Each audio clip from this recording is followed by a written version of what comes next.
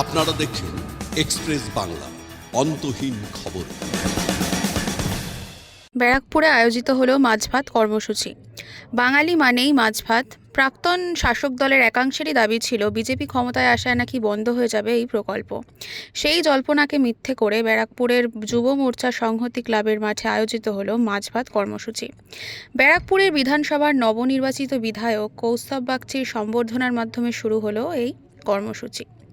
সম্বর্ধনা অনুষ্ঠানে উপস্থিত ছিলেন বিজেপি ব্যারাকপুরের বিধানসভার কনভেনার রবীন্দ্র সিং, বিজেপি ব্যারাকপুর জেলার অন্যতম নেত্রী ঝিলাম বন্দ্যোপাধ্যায়, বিজেপি নেতা প্রদীপ ঘোষ, শ্রীরাম পাঠক, প্রিয়াঙ্কুর পাণ্ডে, ব্যারাকপুর মণ্ডল ২ যুব মোর্চার সভাপতি বিশ্বজিৎ দাস তথা সম্বর্ধনা অনুষ্ঠানের পরিচালক ও অন্যান্য বিজেপি নেতৃত্ব।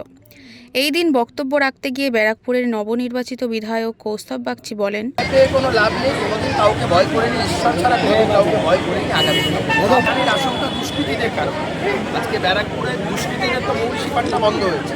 তৃণমূলের যে এত একটা দুষ্কৃতীদের একটা বড় বাহিনী, তাদের মানে একদম শ্বাস প্রশ্বাস নেওয়া মুশকিল হয়ে গেছে কৌস্তব বাগচির কারণে। তারা কৌস্তব বাগচির দরজা ঠকঠক করেও তারা কলকে পাচ্ছে। তো এরকম প্রাণহানির একটা চক্রান্ত হবে, মিথ্যা অভিযোগ হবে, এগুলো সবটাই হবে। আমি সবটার জন্য প্রস্তুত, কিন্তু আমি জানি আমার যদি চলার পথ সঠিক থাকে, আমার বাবা মার আশীর্বাদ, এলাকার মানুষের আশীর্বাদ যদি আমার সাথে থাকে, আমাকে কেউ কিচ্ছু করতে পারবে না। আমি মমতা বন্দ্যোপাধ্যায়ের বিরুদ্ধে লড়ালো। মমতা বন্দ্যোপাধ্যায় আমাকে বাড়িতে রাত্রিবেলায় 3টের সময় পুলিশ পাঠিয়ে তুলে নিয়ে যাওয়ার পরে কৌস্তব বাগচি ভয় পাইনি। আমি মমতা বন্দ্যোপাধ্যায়কে যখন ভয় পাইনি, তবে এ লোক কিস ক্ষেত কি বলি। এবং তারা বিভিন্নভাবে বিভিন্ন মারফত তারা কোনো লোক আমার কাছে পয়সার অফার পর্যন্ত দিয়েছে। কৌস্তব বাগচি তো সেই দ্বারা বিক্রি নেই, কেউ ভয়ভীতি দেখানোর ভয়ভীতি প্রদর্শন করার প্রচেষ্টা করেছে।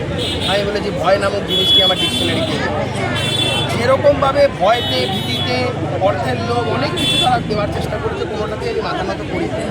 আমি বলেছি আমি যতক্ষণ ব্যারাকপুরে আছি, আমার যতক্ষণ শেষ নিঃশ্বাস চলছে, আমার শরীরে যতক্ষণ অবধি শেষ রক্তবিন্দু আছে, ব্যারাকপুরকে আমি কলুষিত হতে দেবো না, ব্যারাকপুরকে আমি চোরেদের হাতে তুলে দেবো।